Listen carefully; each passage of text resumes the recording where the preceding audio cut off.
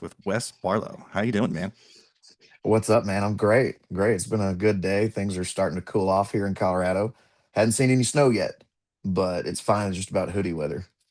Yeah, yeah, that's right. You're in Colorado. I was so man, I was talking about great fiddle players, and I brought your name up, and Matt Barr goes, Wes Barlow, and I was like, yeah, why? You know him? He goes, know him. You guys are neighbors, right? Kinda. Yeah, dang near. Dang near. Yeah, I was like, really? Because not a lot of people in the Texas scene live in Colorado. Or Yeah, you're right about that. yeah, Yeah, he was he's one of the first musicians I met when he was playing for the Red Iron Push.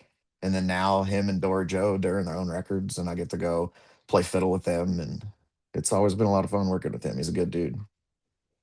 It's funny. How did I not know he was playing for the Red Iron Push?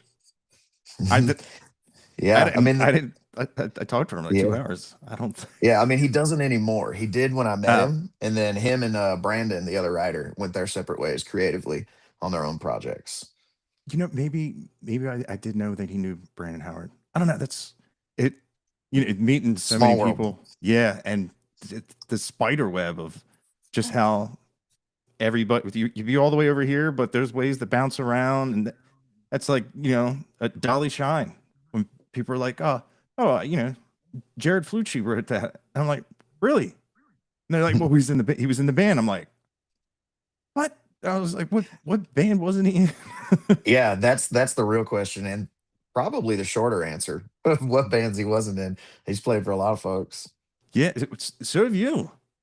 Yeah, Like, yeah. I've moved around quite a bit. Right now, I was lucky enough to spend the summer as an assistant tour manager with Drew Baldridge out of Nashville, and they started pulling me up on fiddle towards the end of it, into the touring season because we were first of three on the Bailey Zimmerman New to Country tour, and so for 25 minutes, there's not really enough time to add an extra instrument. But we got to do Red Rocks. I got to live on a bus and run around with some homies and make some good money and even better memories. So it's been fun. That was kind of my first jump into the crew world. yeah, I've typically been a fiddle player for my entire career. just I think you mean like TM and stuff like that. Yeah, yeah, yeah. Assistant tour manager was fun. I learned a lot and I am good at it, but it's not more fun than playing fiddle. That's for Yeah, sure.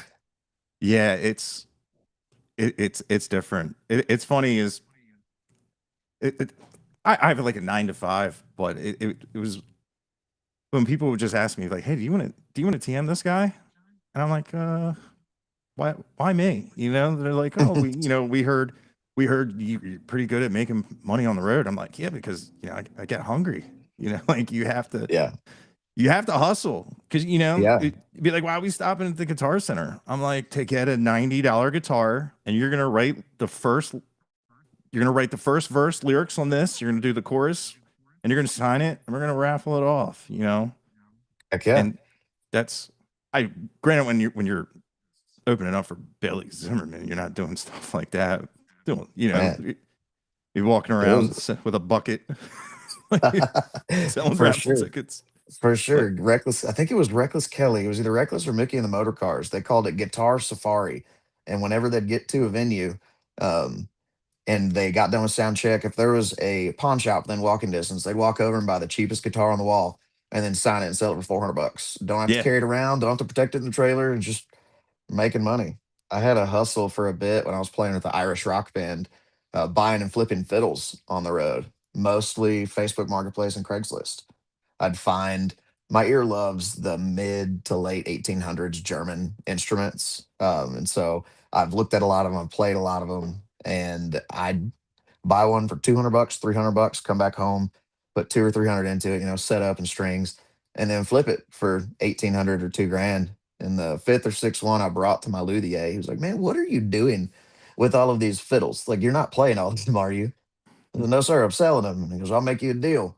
How about you buy fiddles for me on the road? I'll either pay you in advance or pay you when you get home. I'll do all your luthier work for free. And then I'll cut you a check on the backside if I make enough selling them.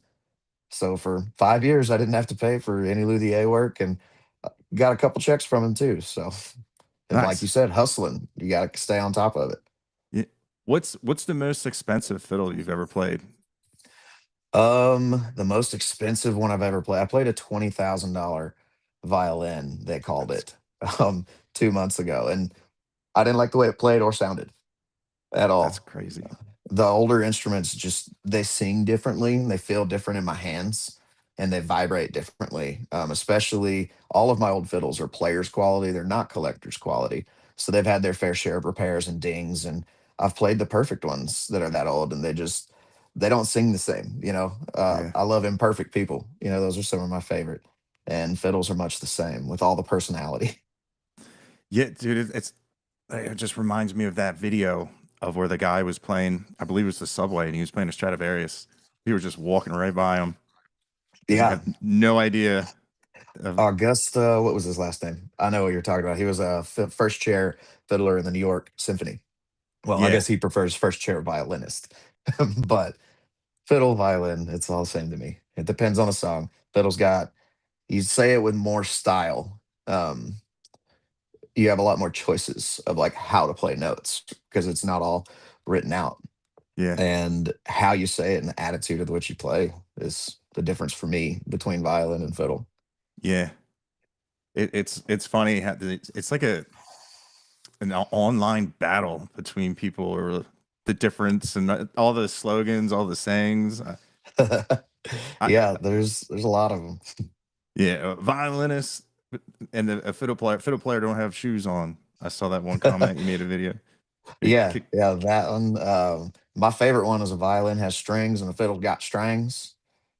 Or yeah. the difference between a violin and a fiddle player is a tuxedo and $150 an hour. Yeah. Oh, that's funny. So you're the founder of the Texas Fiddle Clinic, correct?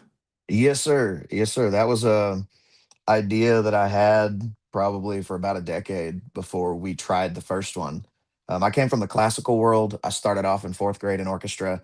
My parents spent their last 50 bucks on a fiddle from the thrifty nickel ads, which in the southern US is like a printed Craigslist, essentially. And for the first 2 years, I refused to read music because I could hear stuff and I could play it. So I figured, why waste the time? And then we moved to Texas and I started hearing Charlie Daniels and George Strait. And I was like, oh, that's this. Sick. Let's do that. And then so growing up through orchestra and switching to viola, I did all region and all state orchestra, Houston Youth Symphony, and then got on stage with bands starting in seventh grade, and Wow. trying to figure out what to do and how to play and what exactly a fiddle was and how I could make mine sound like it. And when I graduated high school, I think our orchestra of 75 kids, there's 3 that still play, and I'm the only violinist, just because there's not really a road forward for those kids. Once you graduate high school, if you're not seated in an orchestra, you're gonna quit playing because you have the skills and knowledge, but not the perspective for, how to play with a band, how to learn stuff from the radio, how to improvise. And also for a state that's got a whole song about how important fiddle is to your sound, it shouldn't be so hard to find a fiddle player Yeah. in Texas. And more often than not, the conversation comes down to who's available and who's capable, not who's the best fit, you know? And I think that's kind of a disservice. So the whole goal of the Texas Fiddle Clinic is to make more fiddle players in Texas. We want to be able to mentor young adults and high school kids for how to play with a band. And we hire the best fiddle players as instructors. It's definitely the only place you can get lessons from some of these instructors for sure. Yeah. And is it more because I know like when the orchestra, it's like super disciplined. They don't want you going outside and improvising and expressing yourself, which is really weird because that's not the fun side of music. Like I've been there, and they're like, no, like why would you do that? That's I'm just like Yeah. because it sounded better to me.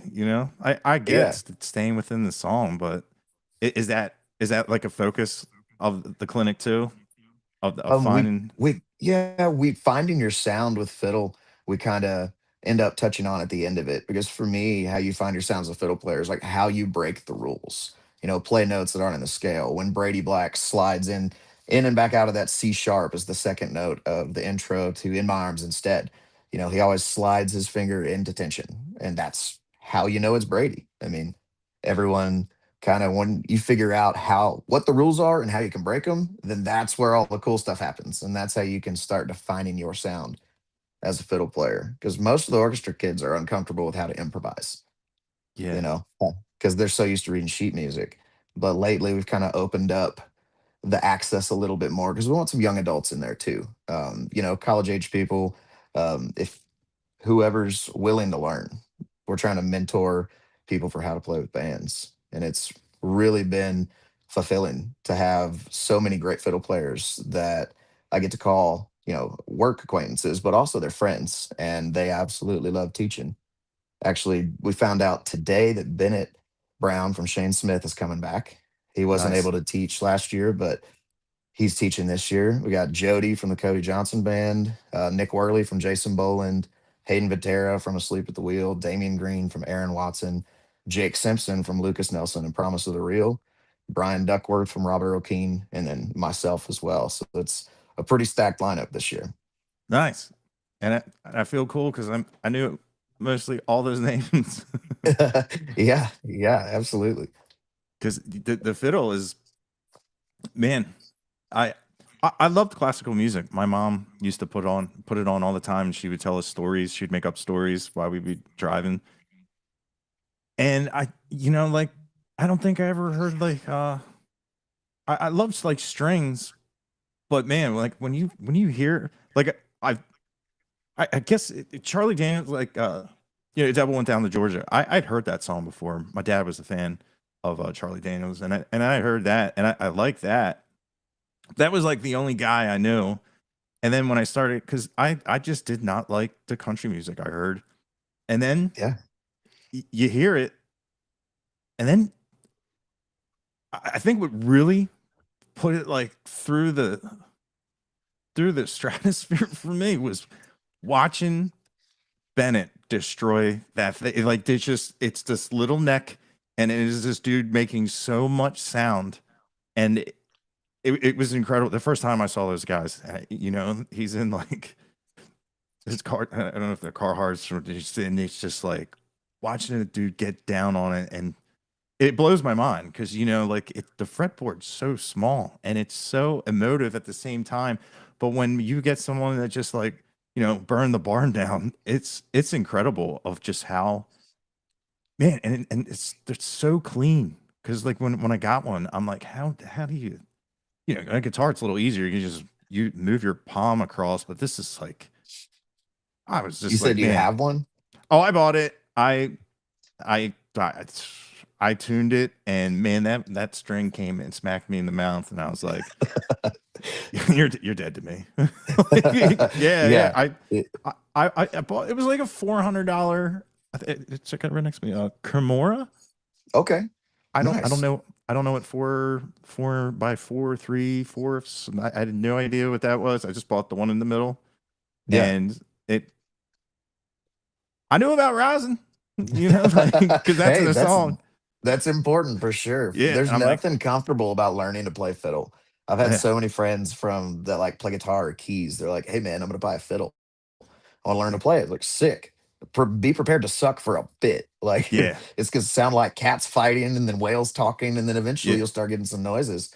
But the secret's in the right wrist. If you can be flexible with your right wrist and not bow like this, yeah, then that's three-quarters of the battle. But there's nothing comfortable about holding it. There's nothing comfortable about playing it. You get used to it, yeah, but it's uh, definitely an interesting venture. It makes tuning relative, not having frets, you know. yeah, yeah, yeah. I'm definitely going to pick it up again. I was just talking to Sunshine, and we was talking about Bennett, and like I went out and got a fiddle, and I was like, I really thought I'd be able to pick it up and make sounds because it's in you pick a guitar up with an open tuning, you're already playing a chord, and I was like, oh man, that sounds pretty. But once I started pressing down on things, it was not pretty, and it was kind of frustrating because like I have really good dex. I have good dexterity. Like my brain, when I tell what my hands to do, it does, which I thought that was going to be the learning curve of just, but I thought the learning curve would be like how the notes or like how where to find them, how to know where they are and everything, and I was like, but like I can make pitch on a guitar, man. I picked that thing up and was like, oh, I recently had the unique opportunity that put me in a similar boat holding a fiddle. There's a guy on TikTok. His name's Jordan. He plays fiddle. I'd have to remember her name. We were on a bill with Cody Johnson, um, and they were playing the second night. And when I met him, he plays fiddle left-handed, completely backwards of 98% of the world. And I've only seen like three left-handed fiddle players, so naturally, I'm impressed and have some questions. So he comes off stage and he's dragging cables, and I just grab the cables and like follow him. And he's, oh, thanks for the help. What do you do? And I was like, oh, I'm assistant tour manager for Drew Baldridge, but I also play fiddle. He goes, oh, you left-handed or right-handed? I was like, I play normal. You Yeah. play backwards. He goes, well, you want to try mine? I was like, yeah, of course. And so I tried to play it instead of like this. I tried to play it like him, like this. And man, it's been a long time since I've tried so hard to make pretty noises on a fiddle and nothing but squawks came out. It was horrendous. And him and his band were just laughing. And then he was like, hold on, what are you doing? Put it the other way. And I was like, the other way. And he wanted it essentially for me to play it normal, but strung backwards. And so, like, I tried that and I was able to squeak out some notes. But he's the guy that he had some videos go viral recently for the difference between violin and fiddle. And he plays like a pretty box song and then takes off his shirt and dumps a beer on his fiddle and then plays a fiddle song and that made it a fiddle. It I'm, was insane. yeah, I'm surprised it doesn't come up on my algorithm because I'll normally like when I watch like a video of yours, it'll be fiddle or something like that along those lines of something with I'll strings. send you his video because it's great. He's got some entertaining takes for Yeah, sure. I like stuff like that. It's cool because man, when people like make videos like that, I feel like it gets people into wanting to like at least try it, For which I sure. love. Because I know if I played fiddle, I would bring it to bars and find that guy sitting there and just be like, hey man, can I just sit and just jam? Throw me out if you don't like me. Because Yeah. anybody ever did that when my band was playing, I'd be like, yeah, sure, come on out. I have no Yeah. idea how. I guess they have pickups in them. I have Yeah. zero Yeah. I usually knowledge. have pickups put on them.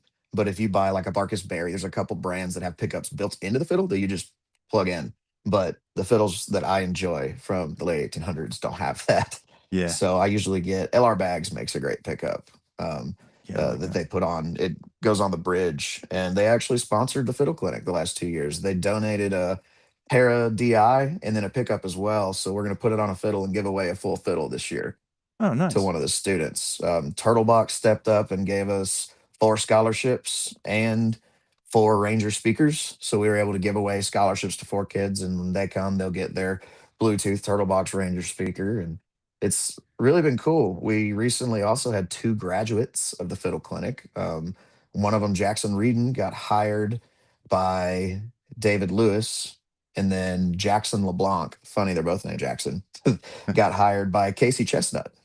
Nice. So slowly but surely, putting some students out there, and I've started getting emails from bands and event coordinators looking for fiddle players, whether it's to add one to their show or if they just want one to walk around in the background and set the vibe at a corporate party. So there's really been some cool unintended consequences that are starting to come out of the fiddle clinic, which I'm all here for.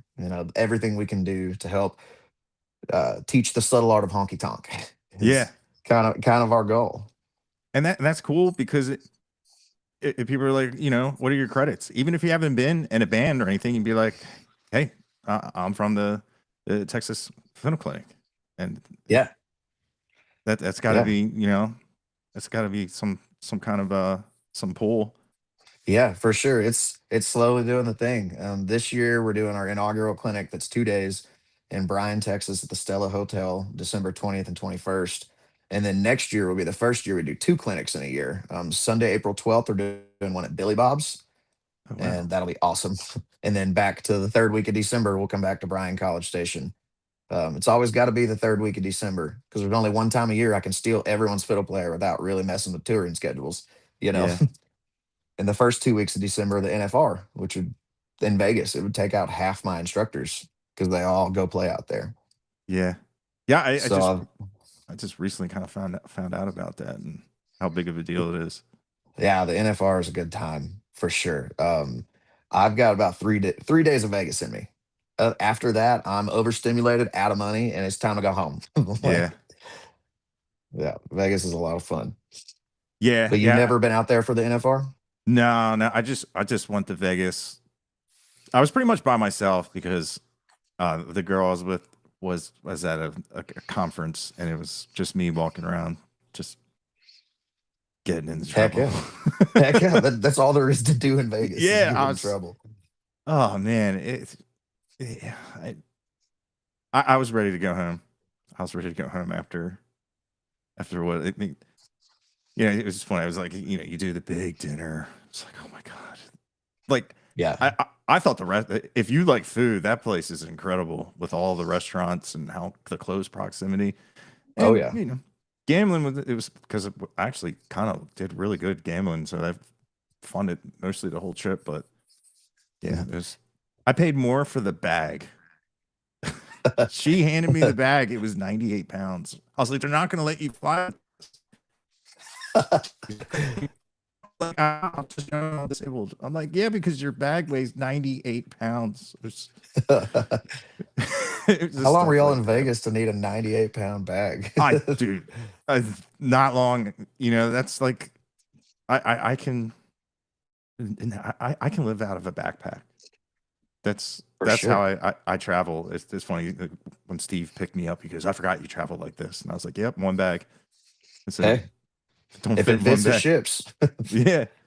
Dude, it's gotta be being a fiddle player, that's gotta be great too. It's pretty much Yeah. self-contained. Like I've always wanted to know what's a signal chain like for a fiddle at a concert. So signal chain for me, I'm running through a neural quad cortex these days. Really? Um, yeah, yeah, because I play fiddle, mandolin, and guitar through it. Um, and my signal chain, Jody Bartula, he did a neural capture of a Noble preamp dialed in at noon, and so that's the first thing in my signal chain. And then from there, it goes to a small graphic EQ, verb and delay, and then out. Wow. The age of fiddles that I buy, generally, you go to a venue and the fiddle sounds kind of tinny and it's cutting through, but like not in the right ways. And that's generally an EQ issue. A lot of sound guys don't know how to EQ a fiddle. So that's one thing we're teaching all the kids about this year. That way they can talk with the correct verbiage and get all the changes they want. But my fiddles, I can just plug them straight into a DI box and they're going to sound great. That's the bonus with them being 175 plus years old is the woods had time to age and settle and the resonant properties of it. The deep, rich low end generally cuts out like that mid to high tinniness that if my fiddle, if I plug it straight in and it sounds like that, that's a sound guy problem. I've spent way too long crafting my tone in my hands and my instruments to let them sound like that. But yeah, I typically not a whole lot.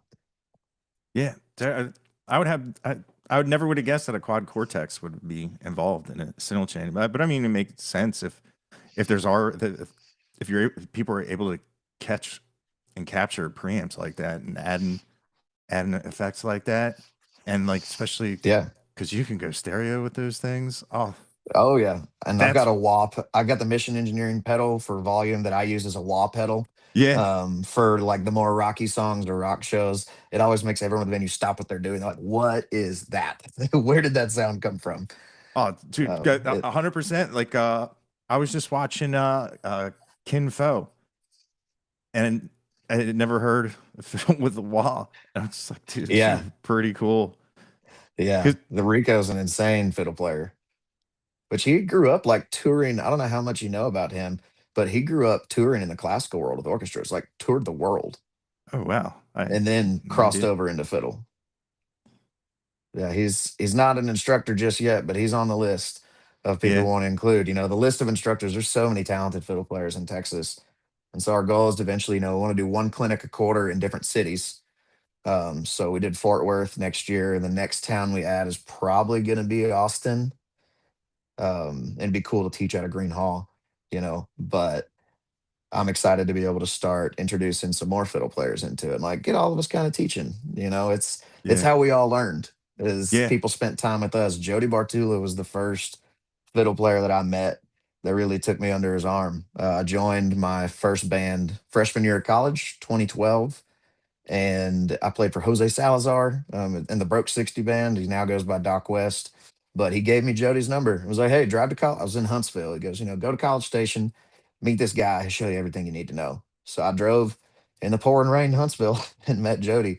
And he gave me my favorite piece of advice ever. And that's just slide till it sounds good. Yeah. But that would have been probably the last half of 2012. He was the first fiddle player I met, shortly followed by Brady and all the other people. He climbed the ranks and move around bands and go do the howdy howdy thing, meeting everyone. I've been really blessed to be surrounded by the caliber of people and players in my circle for sure. Now, is there like a Eddie Van Halen in the fiddle world? You know what I mean? Like there's Ooh, somebody that like yeah, yeah. I think Matt Bell Matt Bell. and Hayden Vitera. Matt Bell's an East Coast cat. He's actually closer to you than he is to me. He owns the electric violin shop, and he plays mostly on electric violins, as you'd expect.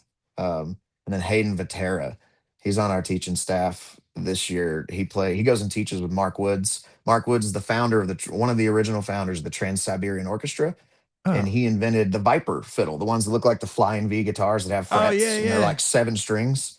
Yeah, so he goes and teaches with Mark Woods with the Rocky Orchestra deal, and then he comes to the fiddle clinic and teaches everyone as well. So he is the man to go down like signal chain of electric fiddles, because electric fiddle chain is way different than Yeah. acoustic fiddle. It's way closer to like guitar signal chain actually.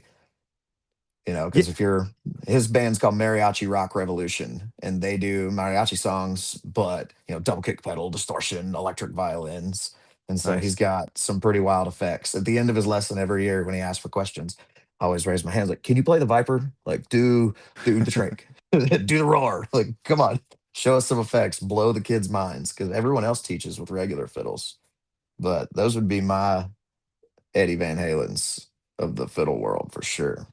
Interesting.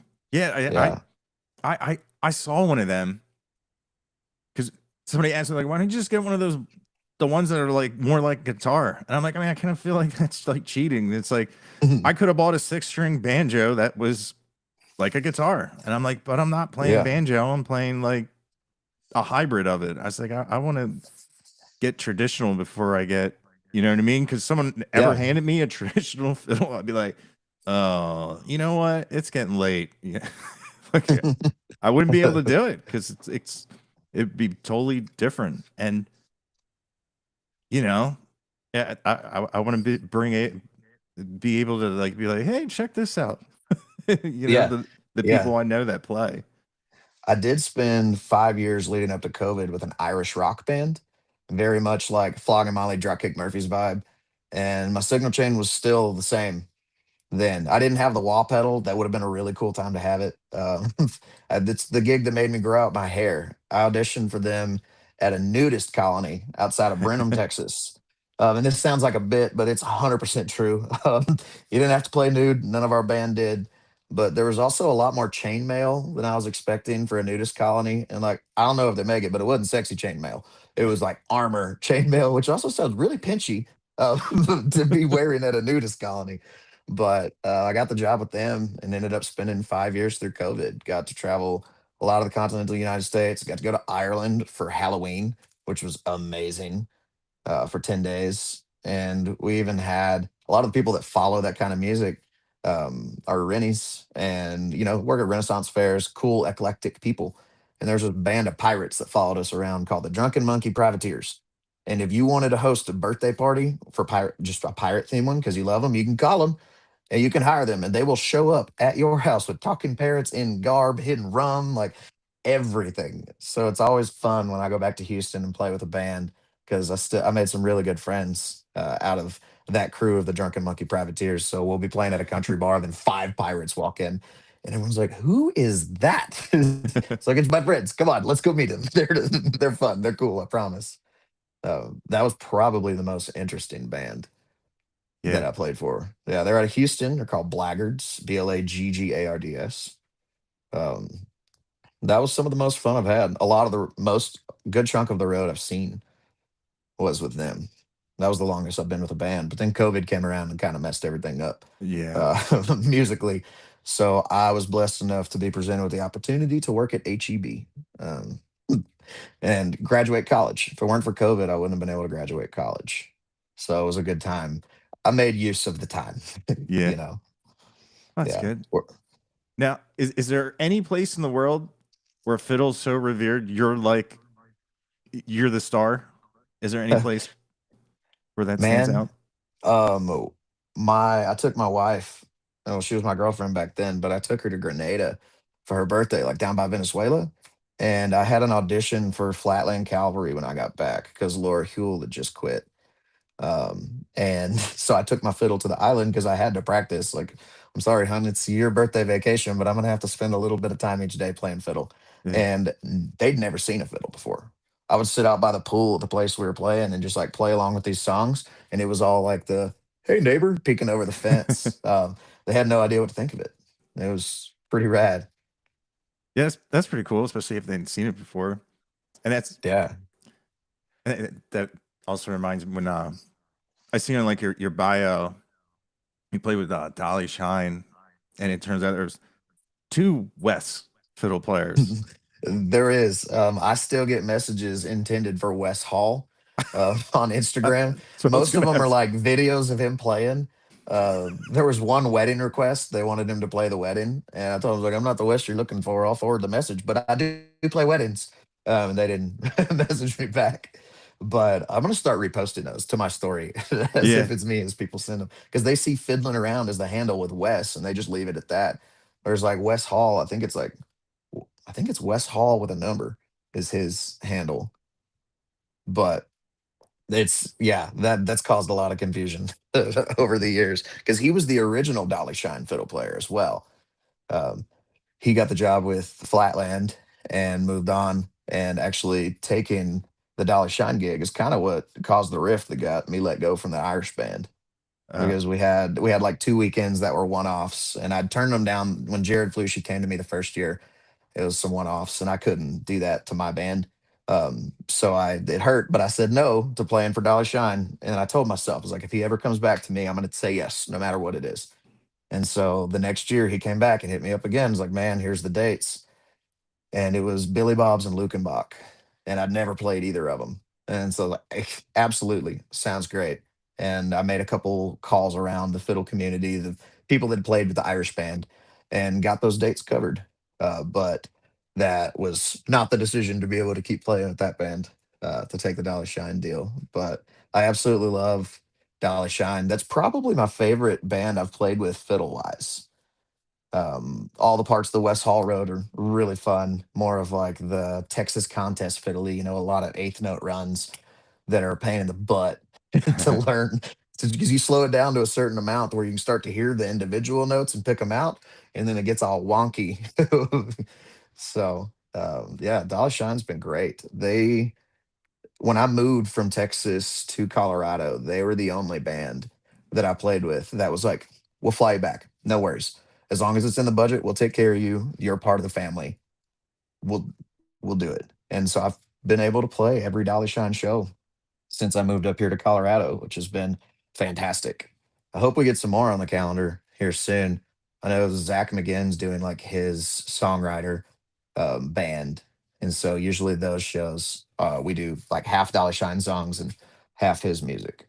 But I guess I've played with them for probably 6 or 7 years now because it was before COVID. So it's been a bit yeah. Yeah, they have that sound that I found I really like. It's just for sure. it's Yeah, right it's up. got that Texas dirt on it. Yeah, I really enjoy it, like rattlesnake, spinning my wheels and all that. It just has that cool like jam feel, but like it's got like great lyrics and stuff like dark and yeah. I think Snakeskin Boots. Somebody had covered it, and they're like, "Well, Jared wrote that." And I was like, "What, dude?" I was like, "Man, it's so cool how just how interconnected everything is." Because weren't you also playing with Kylie Fry as well? Yep, I played with Kylie. The list of bands I played with is a lot. I know. I worked very hard to build a reputation for myself in Texas, that you can call me with 2 days notice and I'll show up note for note, whole entire 90-minute set if you have a board tape learned. And so by doing that, the list of people that I fill gaps for really grew a lot. Kylie, I did play full time for. I played with Cafe Anderson for a while. I just played with him this weekend in Austin, and I'll be out in Vegas with him in December. But I've also played and filled in with, Kevin Fowler, Josh Abbott, Jason Boland, William Clark Green for a Steamboat show. And then I got to play with Roger Krager at the Tap for a couple years on his, he does New Year's Eve piano bars. So last time Brendan Anthony was there, but he was playing guitar, and so me and Jody walked in to go watch, and then he turns around and is like, "Where's your fiddles?" I was like, "We didn't bring them. We didn't want to work. Like, we're here to watch." And Roger looks at us and is like, "Go get your fiddles." So we went to my house and got my fiddles and my rig and plugged it up. And then me, Brennan, and Jody just cycled through fiddle and guitar, taking turns, just handing them off because all three of us play both. Oh, you It was play a lot guitar of as fun. well? Yeah, not lead. I can do like little annoying bits of lead, like a couple Nickelback intros, and I learned Kryptonite, and I've been threatening to learn lead guitar, but I do mostly rhythm. Yeah. Yeah, because especially during COVID when we couldn't play, you couldn't get enough people together to need a fiddle in a band. The stages weren't big enough to be able to space out. Yeah. So I spent more time playing guitar and singing. So being able to play rhythm guitar really came in clutch Yeah. during COVID. Yeah. God, I remember we were playing a COVID show and people got up and started dancing, and that intercom turned on. Please sit down. Sit down. No contact. 6 feet apart. I'm like, this is terrible. Because people towards the end, people I was like, man, something's gonna burn down. This is Right. people were so angry, wanted to go out, and it's like, man, it it's a shame, like, because they always had the question. It was like, if people did isolate, could we get rid of the cold? Like, how great would that have been? If that, Right. oh, it turns out, that virus disappeared too, and you'd be like, yay, I don't Yeah. have to, I don't have to get sick anymore. But nothing really changed. Everything's Yeah. still around. It's still not as severe as man, because I ended up in the hospital, and they're like, Oof. yeah, like my dogs got in a fight, and I passed out. I couldn't breathe. And then you go to the hospital, they Yeah. put the pulse whatever on you, and they're like, yeah, you need a bed, but we don't have one here. I'm like, oh, okay. Mm. I've never heard that before. And they're like, yeah, you're gonna have to call around because we're full. I'm like, oh, wow. I think I was just gonna Dang. leave. You're right. Yeah. I'm My like, bad. no, My it's bad. yeah. Yeah. I've been here all day. So Yeah. yeah, COVID I said it allowed me to graduate college. And that's 100% true because I ran for my degree for many years because the days that I needed to be on the road were the only days that these specific classes that I needed were offered.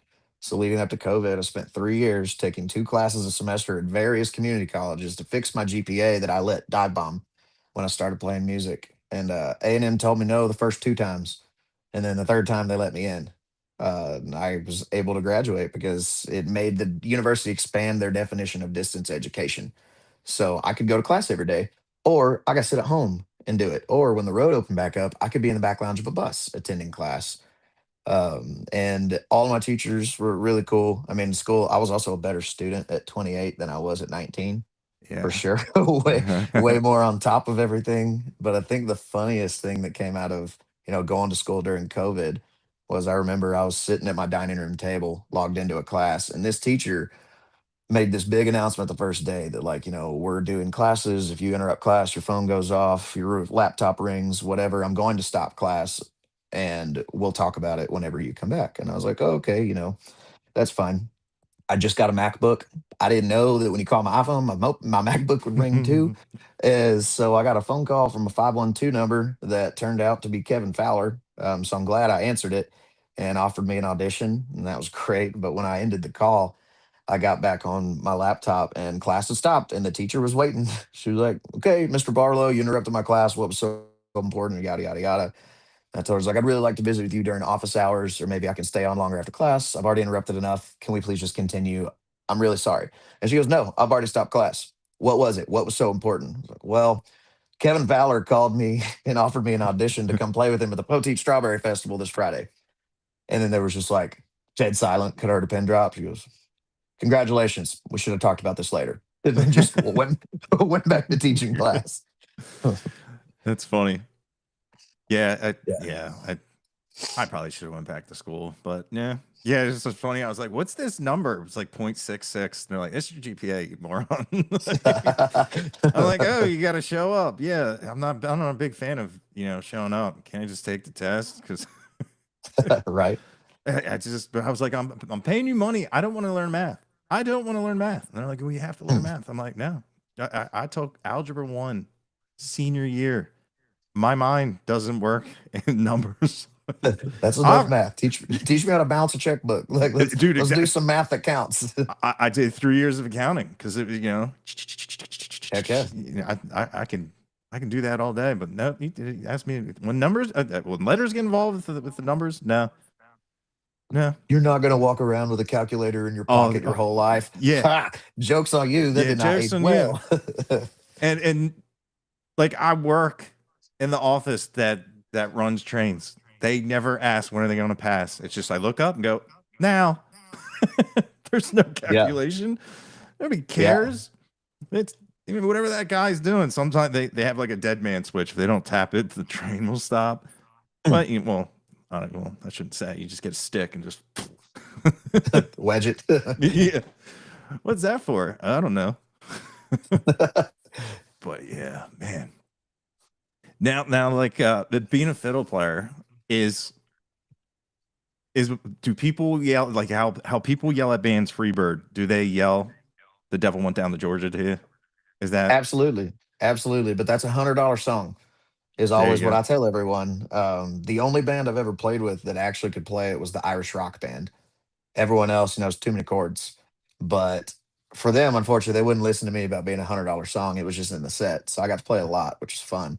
But when I'm filling in with people, especially doing like bar gigs, taking requests, I was doing down in Georgia. It's like $100. And sure enough, someone will find the money in the bar, even if they pull it and drop it in. And that solid start to your tip jar. I love playing the Dead One down in Georgia. It's a fun song for me. I got to meet Charlie Daniels one time. One of the bands I was playing with knew someone. I think it was the tour manager. So he was playing the Navasota, Texas birthday bash, and so I got to do a meet and greet and get on his bus. And he signed one of my fiddles, and I took a picture with him and got to talk for a few minutes. And he was like, "So I take it you play fiddle also?" And I was like, "Yeah, man. Devil Down to Georgia is kind of the reason I started playing fiddle." He goes, "Son, let me tell you something. Devil Down to Georgia is the only reason that I still play fiddle." And then he gave me a handshake and kicked me off the bus. That's funny you said that. Yeah, yeah, because it took me a long time in adulthood to kind of dig deeper into the Charlie Daniels catalog of stuff that wasn't fiddle. And when I finally got to see, him play that show at Navasota Birthday Bash, he spent a lot of time on guitar too. They were a rock band, just happened to have a fiddle hit, and he got stuck playing fiddle. The Y- South's gonna do it again. I love playing. That's a fun song, a really recognizable intro for Charlie. But I enjoy a bunch of his catalog that also doesn't have fiddle in it. Yeah. You It's think kind of, that? but you're right. It's kind of the free bird of fiddle. Yeah. Now you think like some artists they write a song and they get stuck with it and they end up hating it, but they have to play it to appease the crowd. You think that was one for him? I definitely think, at least at that time, I could tell he was not pleased with having to still play that song. Uh, for sure, he carny manned himself. Yeah. I imagine. Well, you got to keep your chops up to be able to play it. Uh, For sure. I imagine, and that has to be, especially if you don't want your focus to be fiddle, and people demand that, and you pick it up and you can't perform. Oh, that's Yeah, that's a terrible feeling as a musician, especially for when sure. you're going to see the faces and you're going to be on every tabloid. Charlie Yeah. Charlie can't play the fiddle no more. The Yeah, devil won. I was forced to learn that song in high school because my brother and I were learning guitar at the same time, and he wanted to learn more lead stuff, and I didn't want to mess with it. And he looked up the tabs and started playing "Devil Went Down to Georgia," and I was like, "Oh, my younger brother can't play it on guitar before I can play it on fiddle. Like, I need to learn this song." And so I learned it. I probably played it probably 20 or 30 times a year generally because I do.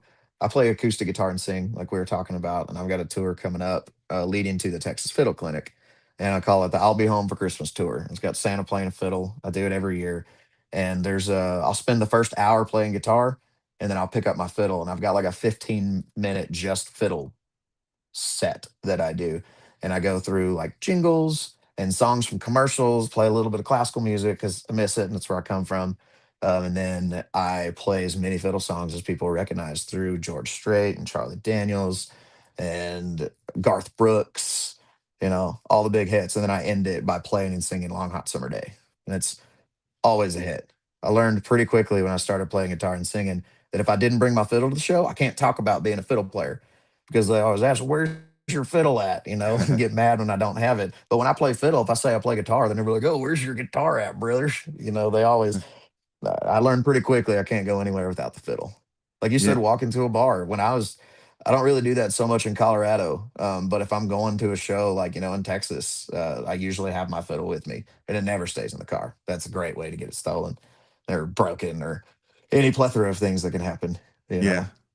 But I definitely try to carry it just about everywhere I go. Yeah, dude, I definitely would, especially, they're pretty compact. It's It is. I'm usually the first one set up and the first one torn down. jealous. Every drummer always looks at me. They're like, "I should have played fiddle." Like, you're Yeah. right, buddy. That's a Oh, lot of stuff. yeah. They have the most stuff to bring in. They're always late. I'm like, Always. how do you keep time for the band? And Yeah. you're always late. We're on the drummer's time. They're just sitting because we got to set up around him. I like the Yeah. joke. It is like, how do you know your pizza delivery driver is a drummer? The knocking speeds up. I always thought that was stupid, but it's funny because they that's told it to my that's a drummer good friend, and one. he's like, I don't get it. I'm like, because that's you probably do it. Exactly. That's a good one. I hadn't heard that one before. Yeah, yeah. You find stupid stuff to send each other when you have nothing else to do in a car for. It's funny. It's like a far drive for me used to be 14 hours, and like I'll talk to people in Texas, and they're like, "Yeah, we're still in Texas, so you know." And I'm like, "Damn, I just drove through 7 states up here in the Yeah. Northeast." Like, Yeah, it's funny talking to people up here in Colorado because it's a lot the same mindset. Like I've got a buddy that wants to go get lunch in Laramie, so it's like a 2-hour drive. He said there's this life-changing burger at Born in a Barn that I gotta have, and I believe him because he's a food connoisseur. And I told him, I was like, "Man, I'd come pick you up. We'll go to lunch." And he goes, "That's pretty far drive for lunch." I was like, "Dog, that's Texas close. 2 hours? Like I've yeah, driven further than that for dinner and then back. I've driven further than that for barbecue." yeah, dude, that's nuts. I guess, I guess it's the culture down there because when they talk these long distances, I'm like, I'm no, maybe it's, but there is traffic down there. But I've driven down. Maybe like, man, if I'm the like, people are like, it's only 6 hours away. Come down. I'm like, man, you've never driven through DC traffic. It is god awful. I'm like, or if drive up here. I'm like, man, it's $100 to cross the George Washington, especially with a trailer. And it's like, Yeah. you got to get over there. And I'm like, well, we're not. We have to go to the next exit and turn around. It's yeah, Insane. When I drive from Houston back up here after the Fiddle Clinic, halfway is Amarillo. 8 hours to go from Houston to Amarillo, and then the other half I get to cross 2 states. But because I usually go through Oklahoma and then over, I don't do like New Mexico, Raton Pass, and then up. Because I live in Greeley, so it's pretty. We're in the eastern side of the state, so it doesn't make as much sense to go as far west to end up on I-25 to have to come back east. Whereas if I just head north out of Amarillo and cross that like 37-minute wide handle of Oklahoma, there's nothing but Christian radio stations on and static. I think I found one Tejano station last time, but I don't listen to the radio much. I usually stream music, you yeah, know. yeah. I, I was like, I feel like an old man, but DJ personalities were like, I mean, granted, like everybody listened to Stern Yeah. back in the day. Like, what Heroes 94.1. It was just like, that's what you talked about at work. And then we had some other DJs. They're still around, but man, it's like used to have like different personalities. They were kind of like local legends, and it's just now Yeah, it's weird. Like you don't have Apple Music, and it's just on random. All that personality or just little bits and little. I kind of miss it. And sometimes I don't. Like yeah. because there's sometimes you don't like the DJ and you're like, oh, this guy just shut up. But Hmm. it's Yeah, just weird how I that drive a went on forever. 99 I drive a 99 Subaru right now. And it's got a tape deck and a CD player, which is sick. But try as I may, I can't get my phone connected to it. So if I'm driving in Colorado in my car, I listen to the radio, Yeah, which is cool. It usually expands. Like I get to hear things that I usually wouldn't have in my rotation for streaming. Because left to my own devices, if I'm picking radio stations and I'm driving, probably starting off with pop punk, like early 2000s, Blink 182, that whole era is my absolute, some of my favorite music. yeah, Even as a fiddle player, like the only time I really listen to country music, especially fiddle heavy country, is if I'm, woodshedding, trying to get ready for a gig, or if I'm trying to find some inspiration to go into the studio. I'll dig back through, and I've got a 6.5 hour fiddle playlist right now on my Spotify that I put on at the fiddle clinic. It's got all the instructors have some of their songs, but anytime I hear a cool fiddle lick, I add it to the playlist. That way, whenever I want to go back and woodshed, I've got plenty of songs to learn something from. now do you have like a signature lick or anything like? Uh, that my wife would say yes, for sure. I there's two or three that I usually lean to if I'm trying to figure out a song or like where I'm going to. But I've been hearing a lot lately that I've been doing some more recording, and I'm starting to get more compliments of, hey, this is cool. This is different than what you've normally been doing. So it's fun to expand because I try to not keep myself in the box of having like three licks, you move around keys and just move it song to song. Yeah, But there's definitely two or three that I just lean into if I don't know what else to do. yeah. I mean that's the same with guitar, and it does you'll hit a wall. It's weird how like I'll find them like I'm like, man, I it's and then you have to think like nobody knows. I'll know, Yeah. I won't know like watching you because I don't play fiddle, but I can look at a guitar player and be like, hmm. I said he's just not comfortable right now. And he just staying in the Pentatonic little. scale. I Oh see what you're yeah, doing. dude. That's but some people like Zach Wild has made that his entire career of I mean, there's a place and time and sound for all of it, you know. Um, Pentatonics are a great building block tool across all instruments just to know, yeah, because you can take it literally and only play pentatonics and sound fine. You'll get by.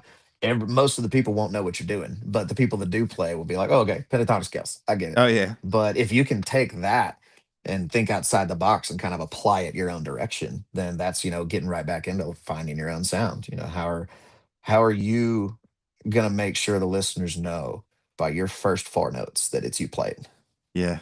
It's it's crazy. Like what I do like about of like what you're doing like a clinic and whatnot, and like I love teaching people because I, you find out you skip a lot. Like if you get really good really fast, that I think is one of the worst things that can happen because you like you never learn how to read music, you never learn other scales, other of Yeah, how everything is just really derived from the major scale, and there's all these fancy names. Like I recently just noticed when you use a major scale, you use all the notes, like yeah, you use all the letters of the notes, and that blew my mind. That yeah, that released so much brain power that I was constantly thinking, and I'm like, dude, once you're done, it's done. Your scale's done.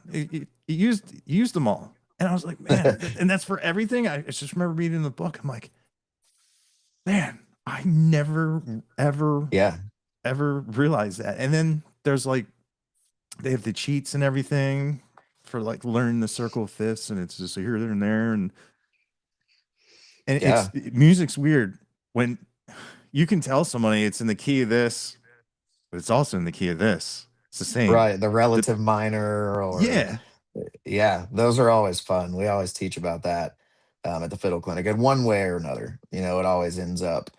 in a lesson. I started teaching private lessons classically in the Brazos Valley, like College Station area. For 10 years, I did mobile fiddle lessons, mobile violin lessons. I'll come to your house and teach your kids, in your setting.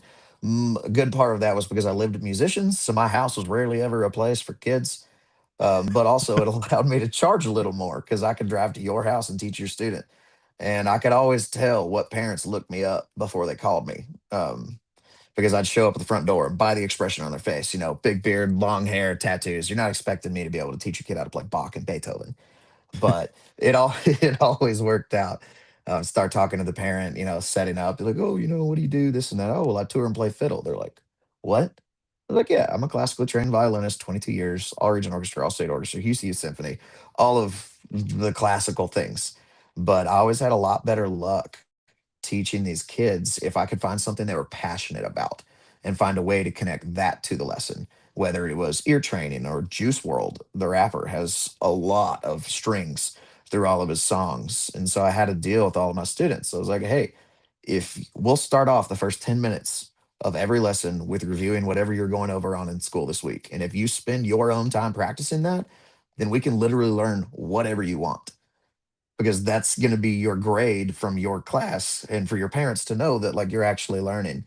And so if I as soon as I could cross that bridge and find something a kind of music they were passionate about that we could connect with violin, then all of a sudden everything clicked.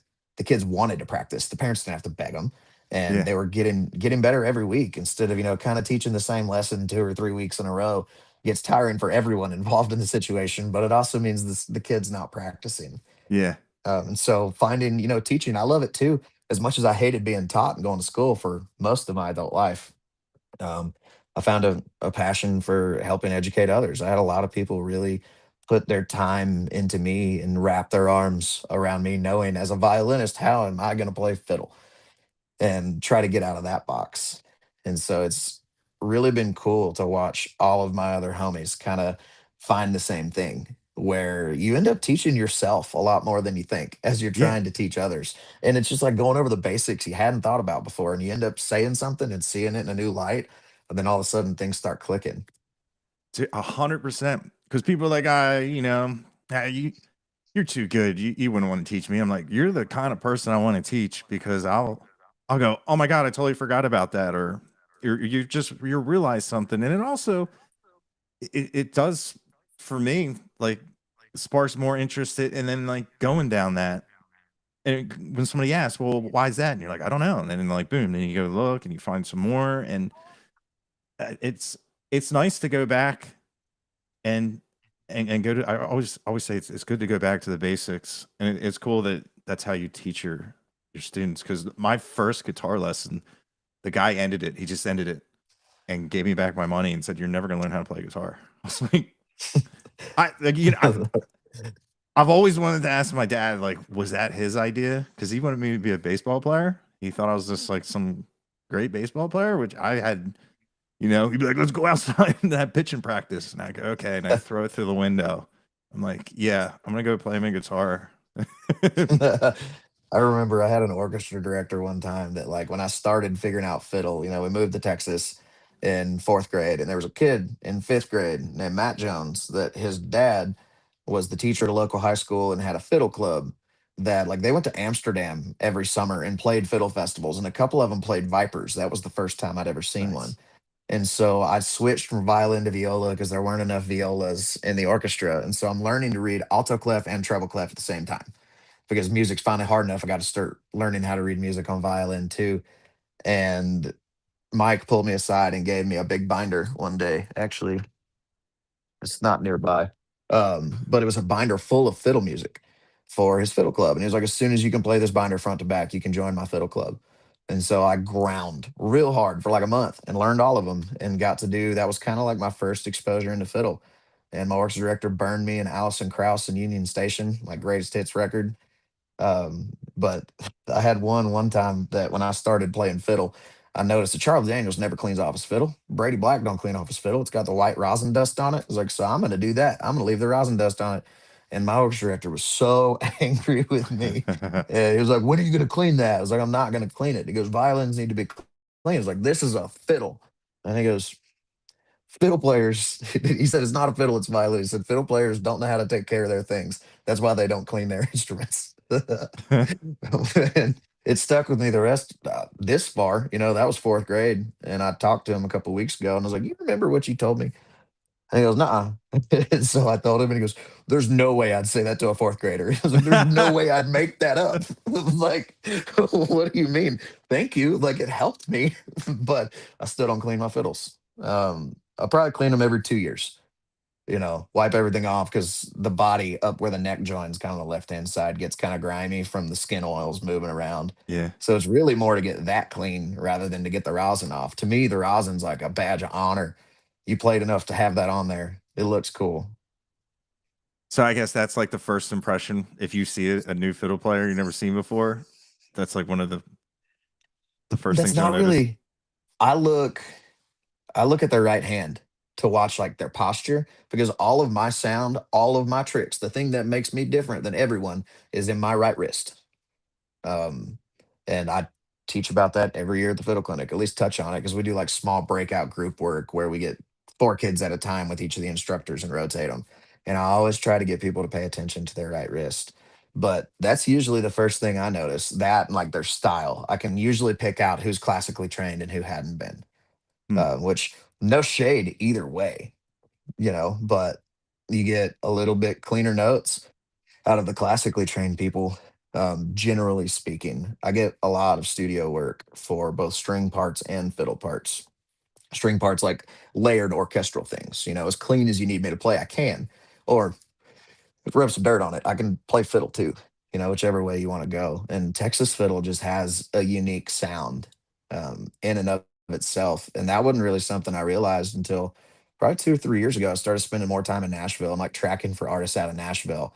And the two studios that called me, I asked the producers, like, so why, I'd like some more work, whatever you got. And he goes, yeah, I'll send you some more, but you're special. And I was like, how am I special?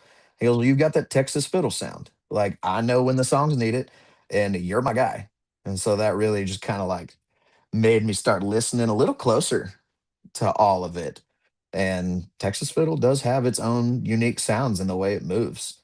And that's what we're trying to preserve with the Texas Fiddle Clinic. Yeah. That's Because I want fiddle players to have to be as competitive as guitar players. You got to be shit hot. You got to be on top of your licks. You need to be practiced up, show up prepared, not just be able to play the instrument. yeah. It often comes around to who's available and who's capable, not who's the best fit. I want fiddle players to have to be competitive. Give me 10 years. We're going to have a plethora of fiddle players across the state, and everyone will be happy. Yeah. Dude, Then we're 100%. going to, yeah, then we're going to have to start getting like guitar clinics together, and then eventually a full band clinic would be cool to like break kids up into bands. Yeah. I love that. Dude, I used to always the rhythm player in my band. I'd sit down and say, I bet you can't play this. And I'd do something, knowing he can't play it, but he'll try, And he'd be like, and I love that. That's like when I was talking to Dustin. I was like, man, when you see Bennett do those runs, and if he does something you can't do on guitar, I get right back on the bus and just like try to like just so I can match them, because Yeah. that is like some of my favorite stuff when the guitars are getting it and they're going back and forth and then they're locking in and it's amazing. And then like they'll just stop and it'd be like, all he sees you and expect to. Yeah. I love it. I, Bennett's so fun to watch. That whole band, Shane Smith and the Saints, is one of my top 3 live concerts. For just the way everything moves and everything they put into it. It's just so captivating every time. yes, and Bennett in his shoulder breeches. He puts on a shirt when he comes and teaches at the fiddle clinic. The I first was year I gonna hired ask. him, yeah, the first year is the only time I've ever seen him play a Oh, fiddle with a shirt on. oh my god, The you first got sleeves. he taught the very first Texas fiddle clinic lesson the first year. I made him go first and I went second, which if he'd bucked about it, I would have gone first, but I wanted to have my hands on everything else with the PA and the recording of the lessons because all the lessons are audio video recorded and make sure all that worked out. But when he was coming, I texted him. I was like, "Hey, man, I'm hiring you for you. So you wearing your shoulder breeches, it's just as much a part of your playing as your actual playing." And he goes, "Oh, I better cover me nips for the kids." And I'm like, "Well, okay, sure." So I'll be interested this year to see if he shows up in his overalls or a shirt. Interesting. Um, yeah, but he's got his own overall brand now called Green Man Overalls. Really? Yeah, That's yeah, that's incredible. When your image can become a brand, yeah, that's awesome. Dude, it's funny yeah. is I always tell people because they'll be like, I'll be like, man, I love those guys. And they're like, oh, do you really? I'm like, listen, I go on their Instagrams, I go on their TikToks, and you know, Sunshine's riding dirt bikes and Bennett's riding bikes. And I'm like, don't you dare fall. Like, where's Chase is your on a heart? motorcycle. Yeah, Chase. Nothing like a Harley going to the gym. I'm like, oh, I saw come on, man. that with his Yeah, pre-workout. yeah. Bucked up. Yeah. Yeah. Me riding on a bike with, well, he probably can't tell because it's a Harley. I know with all that vibration, but I was like, that's how I know I love a band when I'm like, don't you dare fall. Even the drummer, he's like, doing jumps and stuff. I'm like, oh my God, that's the Man, last thing the first Shane Smith and the Saints show I caught was at the Tap, and I think there were 40 people there. it's incredible. Real early in their career, they were still like borrowing the green van before they got on a bus. I played for a dude named Cody Sparks. And if you've never heard of Cody Sparks, he hadn't put out music in a couple of years, but he's right up there neck and neck with Dolly Shine for like my favorite bands that I've played with because all of their music is just so well written and it's got that feel. And the first time I showed up to Cody's house, I came in a day early because we had a really early van call the next day. And Chase the bass was sitting on the couch playing Xbox. And I was like, sick. He was, you hungry? Let's order pizza. And so we played Xbox and ordered pizza. And so every week I just started coming in a day early. So Chase and I can hang out before we each went our separate ways and got on the bus. Well, we got on our vans at that time. Yeah, it's funny. He came up and talked to me at a show, and it was like after Shane was doing the meet and greets. He was at the merch, and we talked for a little bit, and then he walked away. And this girl came up. She goes, "Who are you?" And I was like, "What do you mean?" And she goes, "Do you know him?" I'm like, I've met him. I try to promote their music. They're like, well, who are you? I'm like, honestly, I'm a nobody. I was like, I have this TikTok, and if there's like a group of guys that I would love to see like rule the world, it's these guys. And they're like, oh yeah, I'm like, yeah, that's man, it's like their sound. Like And it couldn't be a better group of dudes I either. know it's the whole dynamic, every aspect of those guys is just top notch. And yeah, like seeing even Chase picked up the fiddle that night. It's funny. Yeah, I guess Dustin said he didn't know it was on, but he tried playing it. I have the whole thing on video. I should upload it.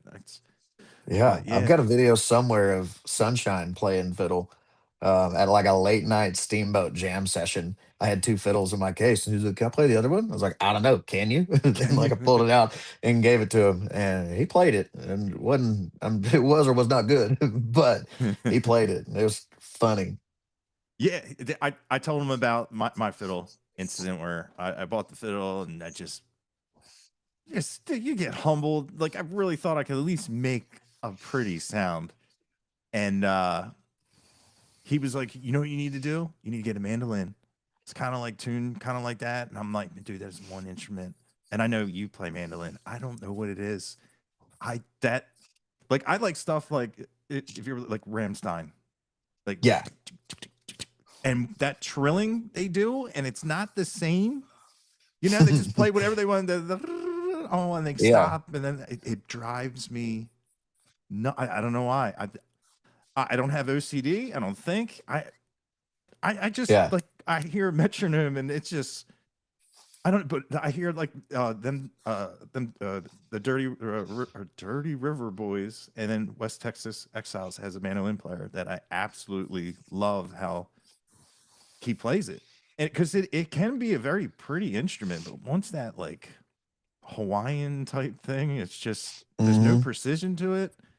And I'm not trying to say that people like I don't. If you pull out a mandolin, I'm gonna be like, I just Because that's It's how just people used to learn fiddle. They'd learn it on Mando first because it's tuned the same, the yeah, strings it's are in just octaves, but it's got frets. So you can get the tuning in your ears and then move it over to fiddle and try to find it. But I play mandolin enough to get by. Like yeah. that, I definitely have like I haven't spent enough time on it to have a huge list of like creative licks. So I've got like 4 or 5 Mando licks that I'll play if you want me to do a solo. But if you want me to do something cool, I'm gonna pick up the fiddle. But that tremolo always reminds me of like being at Olive Garden. How much Parmesan cheese do you want on your Alfredo? Yeah, I don't but like I've loved flamenco and they do that on the guitar, but I don't know.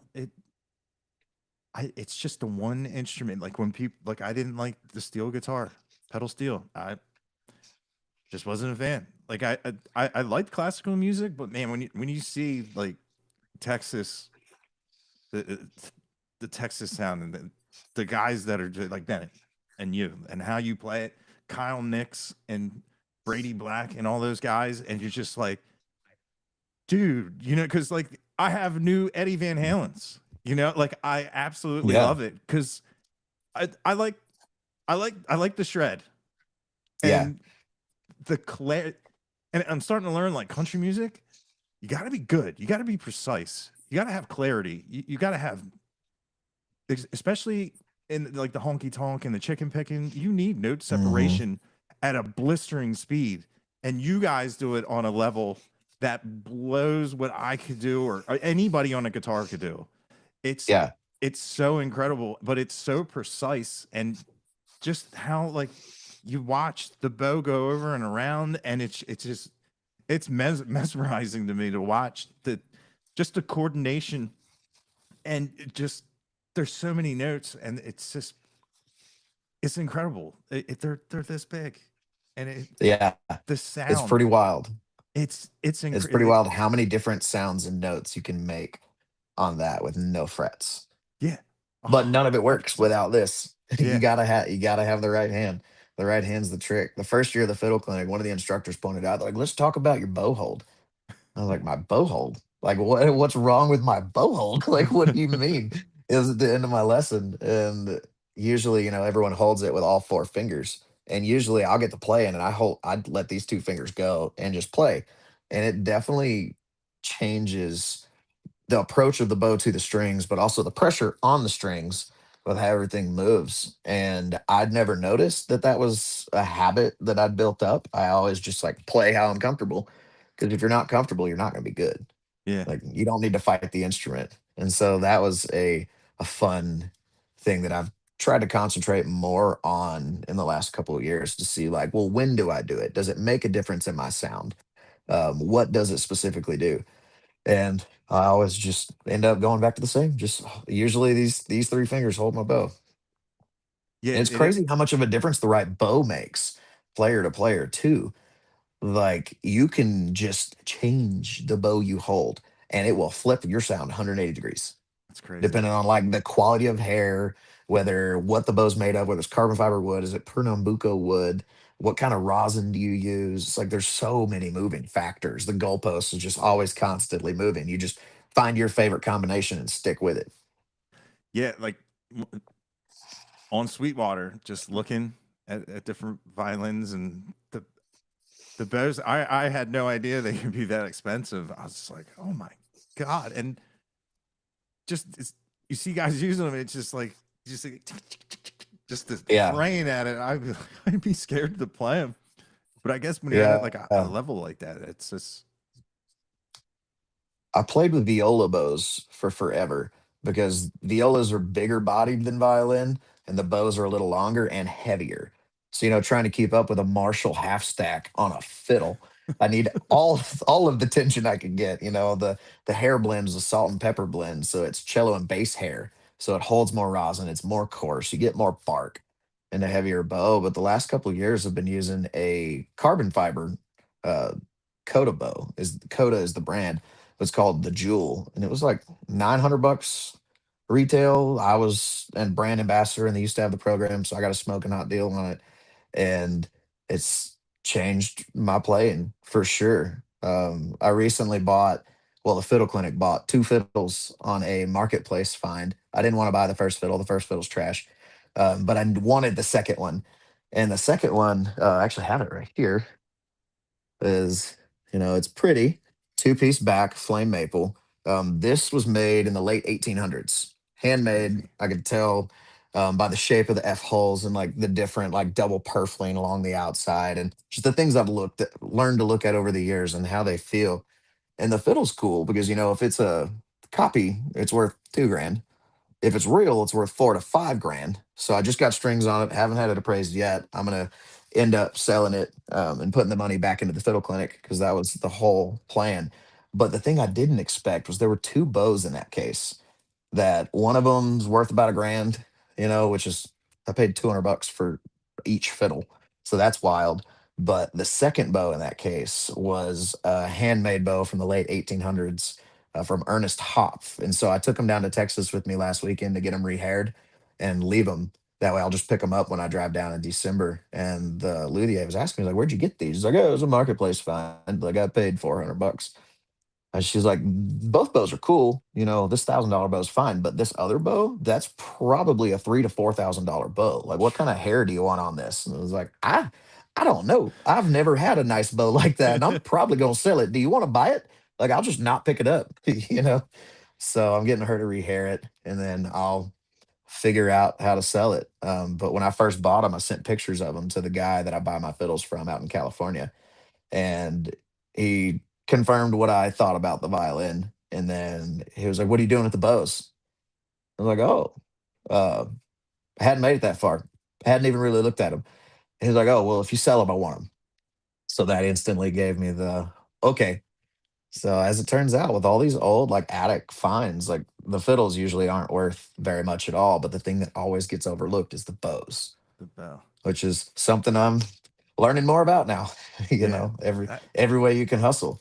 Because we try to give away fiddles every year at the fiddle clinic. And the original plan for this one was to give it away. But the value of a fiddle like this, we can't give that away.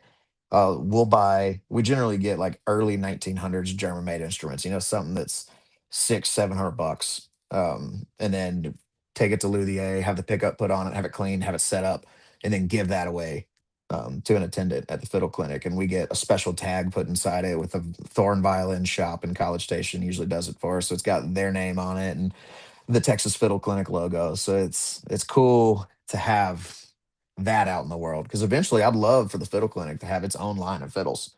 oh, that'd be You awesome. know, because on Sweetwater there's a couple fiddle players that have their own line of fiddles, and they have like 3 or 4 different models from student up to professional that range from like 1 grand up to 5 or 6 grand. So it'd be cool for the fiddle clinic to have that one day, you know. Yeah. Well, your sales associate's gonna call you after this. You should ask him. Absolutely. I was on the phone with him today. Oh, Israel, if you really? see this, call me back. Let's talk about it. Did you say Sweetwater 3 times in the mirror? I'm here. Right. That's no lie. Yeah. That's no lie. It, now, is there any like modern company making anything close to those vintage type instruments? There are a lot of very talented fiddle makers that are making fiddles right now that they cost 4 to 5 grand to have one made. But you get to pick the woods, the finishes. I haven't ordered one myself, so I don't know like how much further into all of that it goes. But I've never bought one. I prefer the older fiddles. I Yeah. can spend $1,000 if someone knows what they have and I'm buying it. It's somewhere between 1 grand to 2 grand to buy the fiddles that I like. Um, I haven't ventured out into the newer made ones yet, just because it's 4 or 5 times the cost, and my Yeah. ear just loves that era of German instruments so much. So Yeah. that's a great question. I've never really thought about. Jody from Cody Johnson and I were talking the other day, and he's got an experiment that we're going to try because I've got a buddy that has a sawmill at his house and mills wood, and so he wants to have two fiddles made from the same tree so you could see like how close you can get them to sound. Huh. Because I've got two different settings on my neural depending on which fiddle I'm playing. Because they're different ages, different woods, they sound different. The older one's louder. And if you can get them made from the same tree, like can you just have one plug-in and one signal chain and one EQ? Like, can you get it that close? So Huh. that'll be interesting to see. Yeah, because like in the guitar community, like tone wood, does tone wood make a difference in a guitar? There's some people that say absolutely not. I guess What do you more on think? like oh, man, I don't know. I've always just I always play like EMGs, and Yeah. they're like kind of sterile. And then I got some bare knuckle pickups, and I'm like, man, the clarity is so different. I think a lot has to do with the pickups, but I recently got a PRS Silver Sky, and there is Ooh. something about that guitar that is just, and it's one of the lightest guitars. Like I want a guitar that hurts my back. I have an Epiphone. I hand it to you, it's gonna make your arm drop, and I love that. And but man, it's like I don't know what mojo it could be the sat because I know it's designed to you pick it up, it's supposed to sound like a 65 Strat.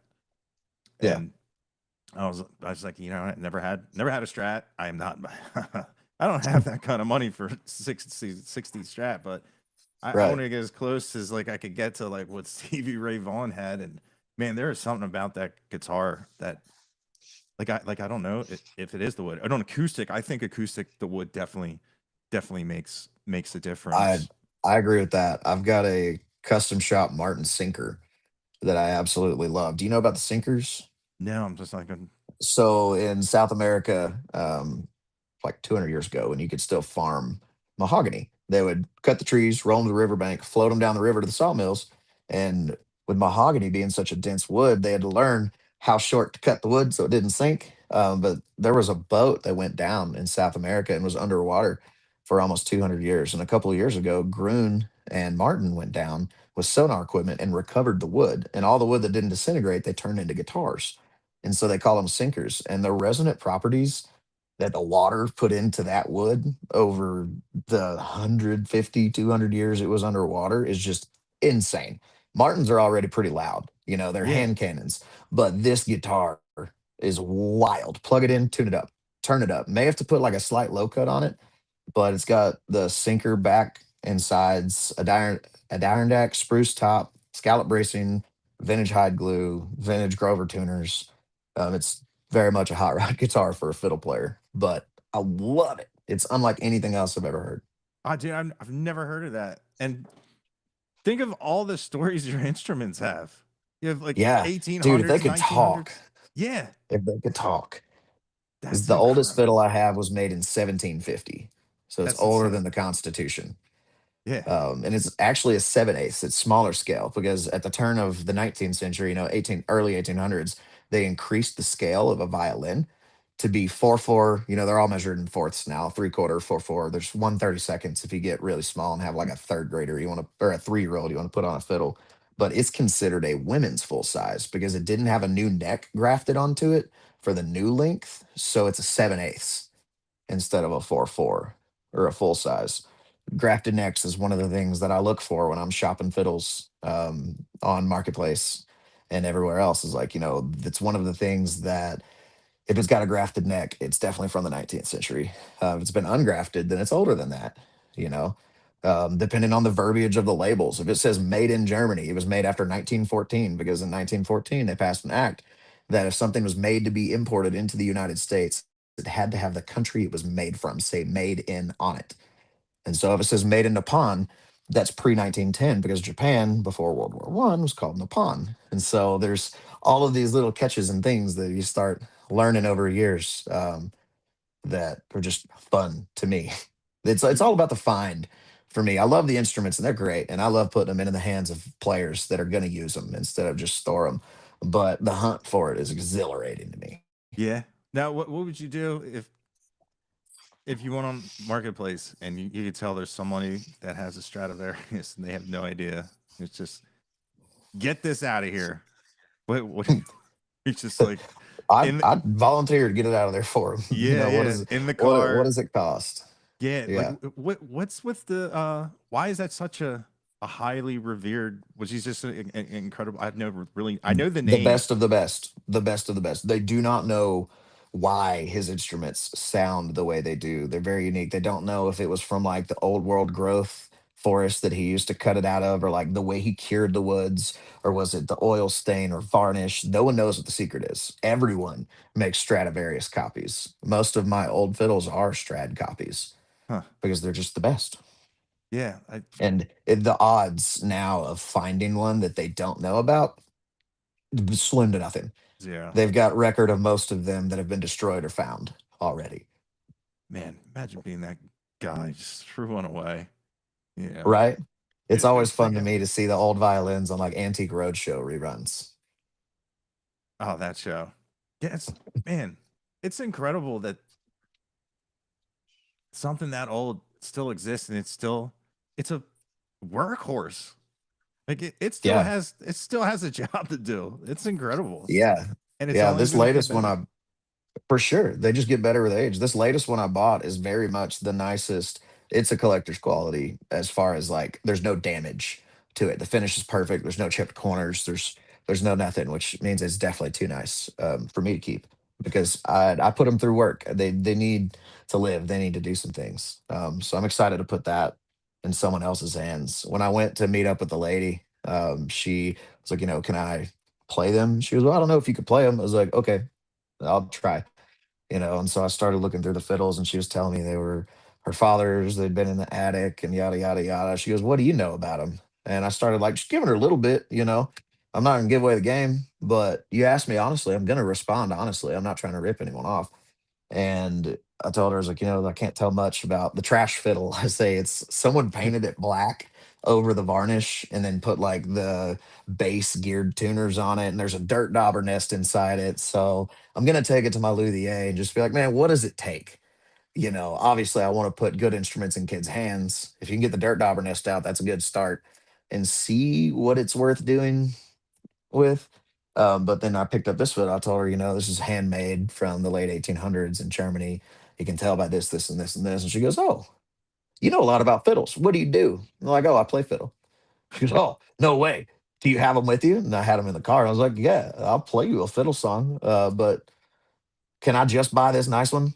I don't want the other one. She goes, no, you have to buy both of them. And I was like, okay, sure. What do you want? She goes, $400. I was like, okay. So I gave her $400, and then I pulled out my fiddles and played my fiddles. Yeah. And she's like, "Oh, you really do know what you're doing." I'm like, "Yeah, yeah." This fiddle's either going in a student's hands, or it's going to be sold, and then the money is going to be used to benefit the nonprofit because it is a 501(c)(3). Finally, so that's been an adventure learning all the ins and outs of that. Finally got to hire a CPA because I'm not going to learn how to do all of that. I do too many Yeah. things already.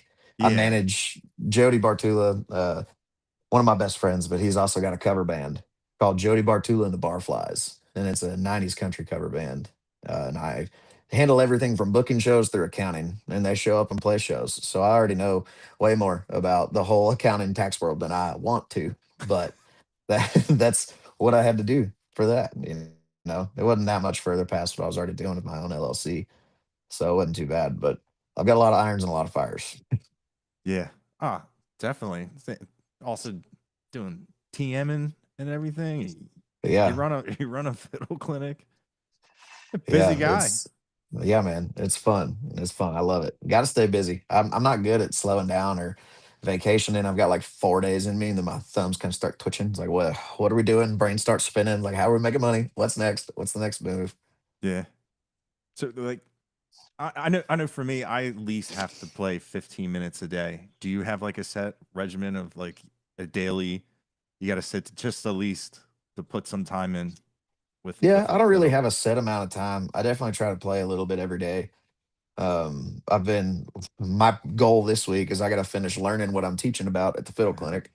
That way I could teach the kids about it. So this year I'm teaching, F sharp is a terrible key to try to play fiddle in because there's no open strings anymore. All of your chords change. And that's kind of what made me start carrying two fiddles because I could tune a fiddle a half step down and play in G, but it would be F sharp and it would Yeah. keep all my chording the same, which is a crutch that I've leaned on for too long. And a lot of fiddle players do too. So I'm learning how to play in different positions to not have to switch fiddles, and so that's the thing that I'm teaching about this year to all the kids is like, hey, you don't have to carry two fiddles. Here's how you do it. Spend the time, put in the work, and you'll reap the benefits. Yeah. Dude, I'm the same way. I hate capos. They make my mind melt when I'm, especially like one guy's tuned there, and I've had so many. You hit the first chord, you think you're in sync, and you're like, oh no, they're down a half step, and But yeah, I would have rocked two fiddles just to keep your mind, so you don't have to think about it, because a lot of times you can end up just being robotic when you're just playing like that. Now, like, is there a song like like if you're at a fiddle clinic, hypothetically, what would be a song that you play front to back that if you can play spot on, like you're a seasoned uh fiddle player? Do you have a song that just like hits the mark of? Yeah, I think um, Texas country aside, I think as a fiddle player, if you can play Cheyenne by George Strait front to back and not miss a note, then that's a stamp of approval, because that fiddle part, you can whistle it. That was one of the first things that I learned I was told in the studio was you have to serve the song. And I was like, yeah, serve the song. They're like, yeah, but if you can't whistle the melody you're playing, then that automatically eliminates most of the walking world from being able to play your song. So if you can't whistle, you gotta do less. And all of the fiddle parts through Cheyenne are just so pretty and they serve the song best. It gets out of the way a little bit for the guitar, but mostly the fiddle plays all the way through the song. And all those old Johnny Gimbal licks are really fun to learn, kind of the building blocks of a lot of people's playing. Nice. And So, it's that song being so slow, like you really have to be on top of your mechanics to hmm. make sure all the notes ring through the right way. You can hide a lot with speed, you Oh know? yeah, I was gonna say it's very, very hard to play slow. People don't realize, like, yeah, it's play fast. It takes practice, but to play slow, that takes it. There's a lot more to it, and that is one area of my playing of guitar where it is very, very hard for me not just to ruin the song. Like, Yeah, less is more. It's yeah, hard. it's so hard. It's That's one thing we hammer on every year at the fiddle clinic because we get these. There's two worlds we get a lot of students from. We get some violinists from the orchestra world, but we also get the fiddle competition kids. um, Fiddle comps, if you've never looked into that, crazy. Three of our kids this year are ranked in three different states as the best fiddle player. So that's rad to have that quality of player coming through. But if what you're used to mostly, either a first violinist always carrying the melody, never really having to be quiet, or being like leading the band in a fiddle competition, you never really give the light to anyone else. All these kids don't know when to stop playing. yeah, Like you shouldn't play over the lyrics, to get out of the way of the guitar. It's okay to not do anything. Just stand there and take a drink of your beer or your water or whatever you got, kind of look entertained and then pick it back up. Because when you fall out and come back in, it makes you stand out more. And so yeah, that's kind of the one of the main things we talk about a lot each year is like serving the song and creating space and just knowing when to be quiet. yeah.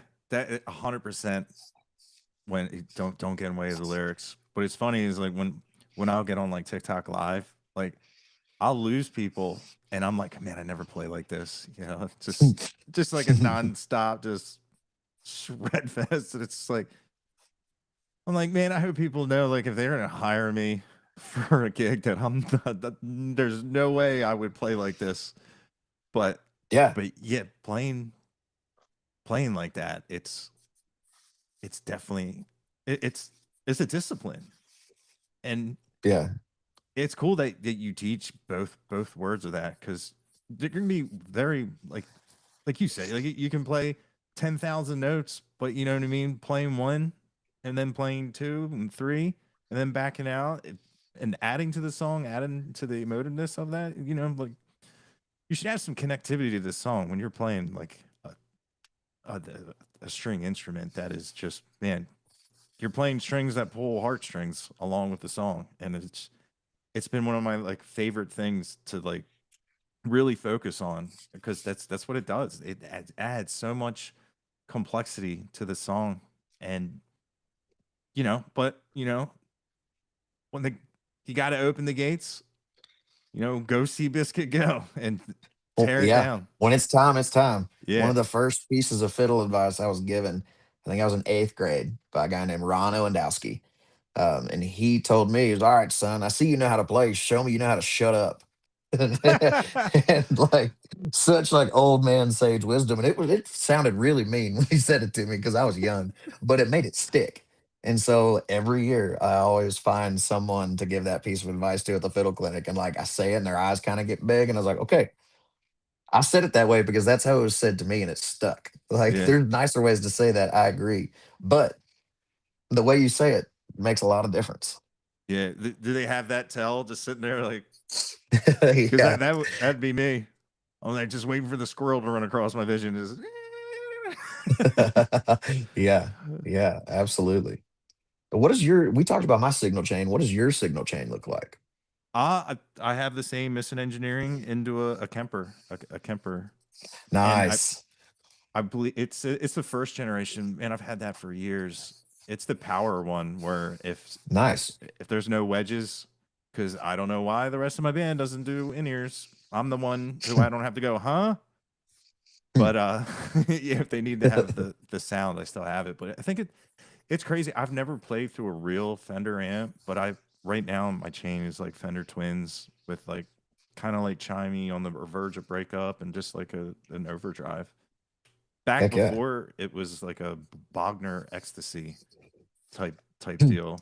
Yeah, Yeah, I man, there's something about and the 5150. It's the Eddie Van Halen stuff. I for sure. those guitar amps can just they're like pacemakers. I Yeah. love I made my dad buy me a half stack when I was in high school. He's like, Yeah. no, you don't." I was like, "I need it. They don't make them in 1x12s. I need it. That thing I had. That's all you could hear. It was terrible. It was like moving on stage. We tried out for this show, and I swear to God, the thing moved. It was just moving so much air. It was so loud, and all the teachers putting their hands over their ears, playing Enter Sandman, of course. It was it was terrible. I thought it was the greatest moment of my life. I've But had some nauseating rigs over the years. I've never found an amp that improved my tone enough as a fiddle player to want to carry one around or roll one around because they're heavy. yeah, But there was this one rig that I had that had a Line 6 Pod XT rack unit with a tuner, and then I stacked that on top of two single 12s. And it was the most raggedy Ann looking rig put together. It was so loud, nauseating. I didn't play on it for very long, probably only like 2 or 3 months. I got tired of carrying it. Like yeah. it's just not a fan. Give me a Oh, fiddle and a DI, and we'll be fine. yeah. We'll Oh, figure it out. when people are like they rag on the digital stuff, I'm like, you've never carried a full rig up a spiral set of staircase, like a staircase. Like there's a place in Philly, and I see all these Texas guys and whatnot coming in. I'm like, do not expect to bring everything up there. And they always like, okay, okay. And then I see them after. I said, how was that load in? They're like, it was god awful. It just we left. We told a guy in the band to stay. You're not playing. This is just we're not Yeah. carting your stuff up. And it's like, but yeah, man, the quad cortex. That's still on my wish list. They Man, I still, used to have a Kemper, and I loved my Kemper. It did all the Kemper things. My fiddle sounded like a fiddle. I could detune for like a half step if I needed to, and as long as I was using in ears, because dissonance, and it was great. But moving from the Kemper to the Neural, insane. yeah, Number one, the workflow's easier. You got a touch screen. You don't have to like figure out, turn the knobs and press the buttons and all of the archaic settings that the Kemper has. But also, my fiddle sounds like my fiddle through the Neural. The signal's so much cleaner. Like what my ear loves about the granular qualities of the 150, 175-year-old wood comes through the front of house. It comes through my in ears. Um, every, everyone gets to hear it. yeah, man, it's cost me 2 grand. Oh, they dropped the price a little bit these days. I think you get an open Yeah, box for like 12 or 1300, yeah, but it'll make it hard to go back to the Kemper. Tell you that. yeah. They I've just the heard depth that. of effects. They do everything better. Kemper made it, and they were the staple you wanted for as far as like the emulation stuff goes. But then They haven't improved anything, Yeah. you You know? know, I one of my profiles I use, I think you sent it to me. Yeah, yeah, I 100. remember when you first got it, I sent you a guitar Yeah, profile for the it. matchless is that. Yeah, I that know I use matchless that. rig. I use that for like the chicken picking stock. I'm like, wait a minute, yeah, hell yeah, Yeah, I stole. I stole that profile from Jody Bartula because I wanted an electric guitar rig, and he was like, "Man, here you go, just give me your email." And he emailed me over the thing, and I remember seeing your Facebook deal about it, and so I sent it to you. It's a cool little patch. Yeah, oh, definitely. Yeah, I was just saying, I was like, because I use the if I'm not doing the Fender Twin, it's the matchless or the Dr. Z, uh, the one Brad Paisley uses, Yeah, the Z yeah, rack. yeah, That has a that has a cool, just a really cool glassy feel to it. It's just you can push that thing and it just really cuts.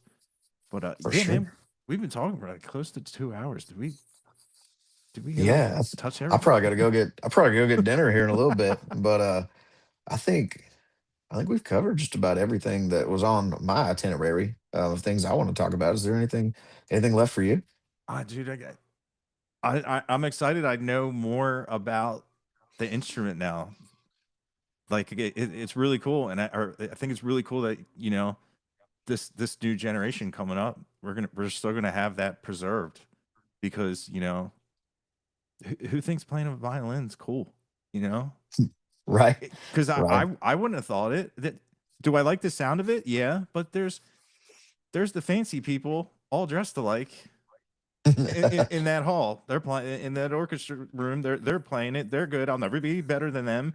And then you go, you see, and you get to see like from a guitar player point of view, where like Eddie Van Halen, Jimi Hendrix, and all those like Steve Vais, and you just think like that's like if you just like that, that's that. And then you go see Bennett and what you can do with and Kyle Nick and all those guys, Brady Black, and just absolutely just if I was like, I have to go get one.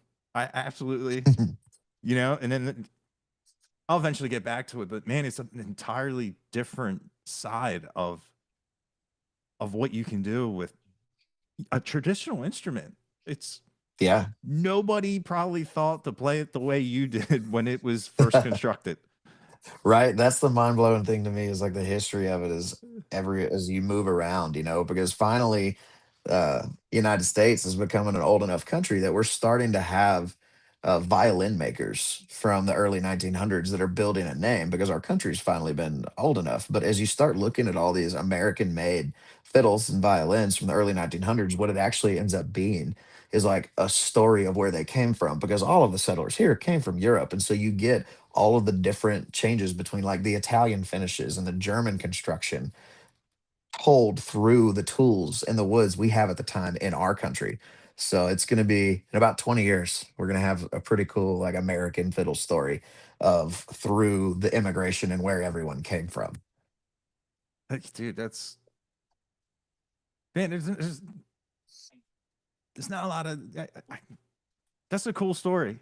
Yeah, I love stuff like that because like you just wouldn't sit around and think about that of you know being here and the time and stuff like that because like with the guitars I would know like Martin is old, but that just because it's the state over. But man, Yeah, that's crazy when you actually think yeah, about it. And yeah. I love the It's history. cool if they could talk. Yeah, it's probably like the hell you doing to me, Wes? First was all prim and proper. Now it's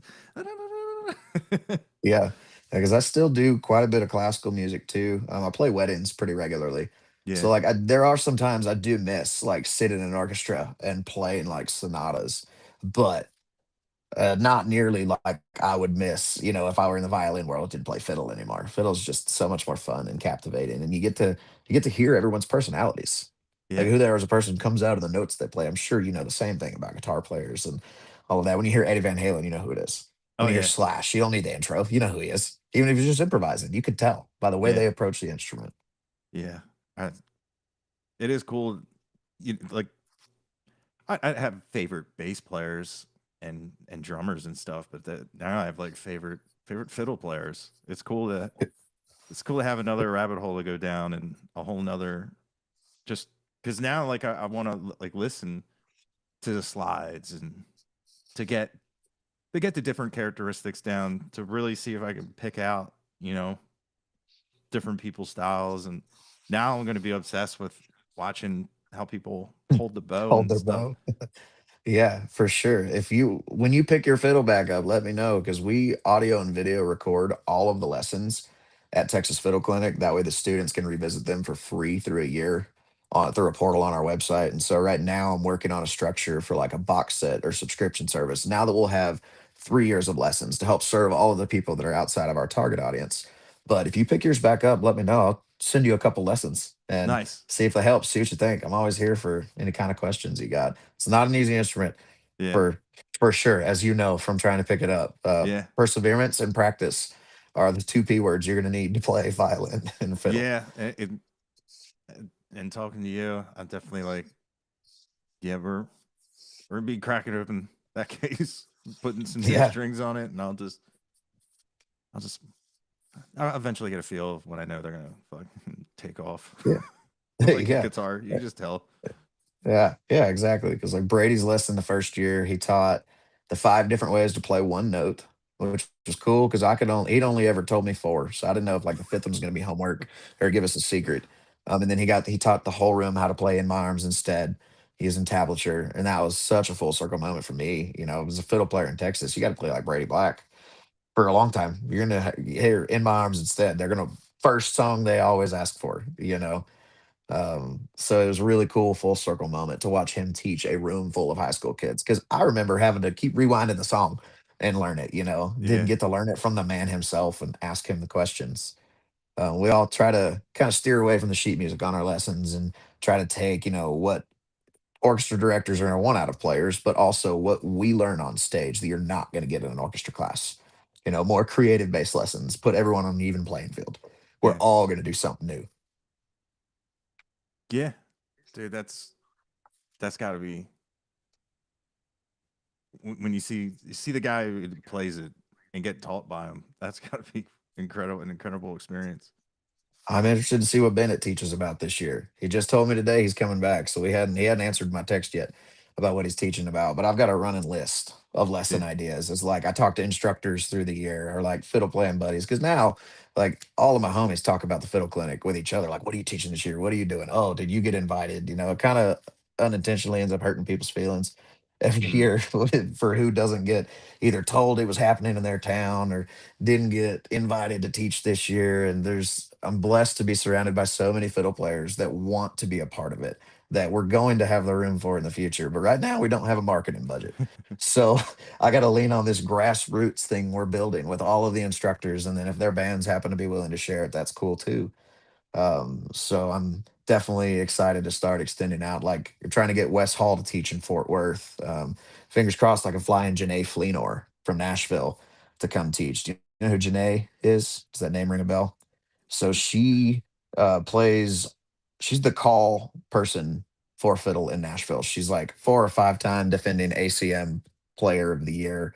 huh? She played for Blake Shelton, heartache medication, John Party, that really catchy fiddle lick. That's her. All of the Cody Johnson stuff that Jody doesn't do is her. She very much plays fiddle like a guitar player.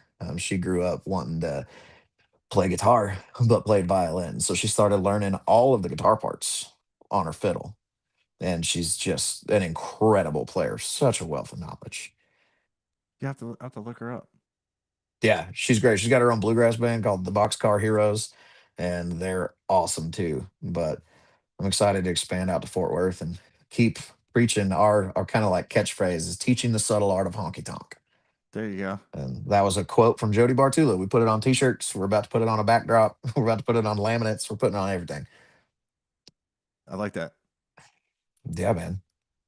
Yeah, thank you so much for your time today. It's been great hanging out with you and getting to know you a little more and pick your musical brain. Uh, Yeah, dude, it's been a lot of fun. that was very educational. Dude, I still can't believe how old this. That's amazing. Of just there's so much history. I like old stuff, and it's still living. It's still doing its job. Yeah. Definitely. My wife does not like taking my instruments to the luthier without me. I remember when we first started dating, I was touring to that 1750s fiddle. I was like, "Hey, can you take this over there to my luthier?" Like he's waiting on it. She goes, "Okay." I was like, "Just be careful with it. It's in a case. Don't drop it, but it's okay. It's protected." She goes, "Well, how old is this?" And I was like, are you asking questions you want to know the answer to, or are you just curious?" Because it's old. And I told her, and it took me 15 minutes to convince her. It's like, "Oh, it's okay. Just carry it, put it in your car, be normal. It's going to be fine. I know it's old." But it's crazy for me to think about too, how old some of these instruments are that I just have the pleasure and the ability to play. Yeah. Yeah. I can't, like a guitar is like 60s, 50s. Oh, you're playing something. Crazy. Yeah. Different centuries. Different centuries. Exactly. Yeah. Like places weren't called this things they are called now. Things have happened. Yeah. Yeah. Wars, famines, Yeah. pandemics. Everything. Yeah. There's been, it's a whole new world. And here it is. But yeah, like I said, thank you for taking the time to talk as well. Yeah. Absolutely. I appreciate your time and letting me use your platform and get to know you a little better. Definitely, when you pick that fiddle back up and you get an itch, let me know and I'll send you a couple videos of just different lessons I of definitely things to will. look at. Yeah. Yeah. Maybe that's all I need, just like a direction of just, Direction helps a lot. yeah. Fiddle's hard to learn virtually for sure over distance. It's much easier if you can connect with someone every now and again in person, and Yeah. just get things looked at. It can be done. It can be done. I've taught a Yeah. couple people over social media and Skype and FaceTime and what have you. Yeah.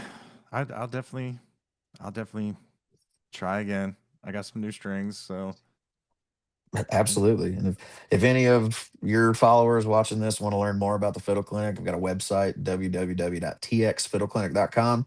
It has all the bios of all the instructors. If you just want to learn more about them, there's ticket links, there's an about us. There's a student portal, obviously they can't get into unless they were previously attending a clinic. But we're gonna change the scene. We're gonna have more fiddle players. We're gonna do it. I love it.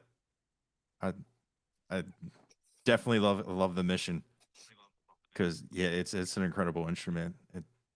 It's it's one of my like new favorite things for sure. Of Definitely, of definitely. here It takes a hearing. village. I'm blessed to be surrounded by, the sponsors we have, the instructors. Everyone really comes together and sees the mission and the changes we're making in these students' lives is just so impactful. One day I might be able to pay myself to do it. Right now, I have not paid myself anything for any of the 3 years we've done it. All of my instructors get paid. All the vendors get paid. One day I'll be able to make some money too, but it's very much a philanthropic. I would do this the rest of my life if it didn't pay a penny. Yeah. I'm already dang near signed up to. So it's fun to be able. How blessed am I to make a living doing something that I love? Yeah. Being able to play fiddle and then also being able to help inspire others. Because I had so many people wrap their arms around me and inspire me. It's kind of the unspoken rule you get as a musician. You got to pass it on. Yep. You got to pass it on. Yeah. And make memories for new people, and it just, that gratification just keeps going back and forth from, Definitely. teacher to student, back to student to teacher. There'll be a moment where you're like, "Hey, what you do? How'd you do that?" And Yeah. Yeah. Absolutely. it's Absolutely. Well, I hope we can do this again sometime soon, man. yeah, dude, It was a great time. I'll have to holler when 100%. I'm out your way too. Okay, you come out northeast. I've been saying Yeah. I need It'll I probably need be spring, but I'll be out that way for sure. I'll definitely let you know. nice, yeah, Bring definitely. your fiddle. I'll show you a couple things. Yeah. What's this doing here? Why is this clean? Absolutely. Yeah. Absolutely. But yeah, man, once again, thank you. I'm really glad we got you on. We had a conversation. Absolutely. Absolutely. Thanks for your time. I look forward to running into you down the road, brother. Hell yeah. 100%. I I'll make sure that happens. Sounds like a plan. All right, man. Sounds like a plan. All right, I'll talk I'll to you talk soon, to you brother. later. Appreciate you.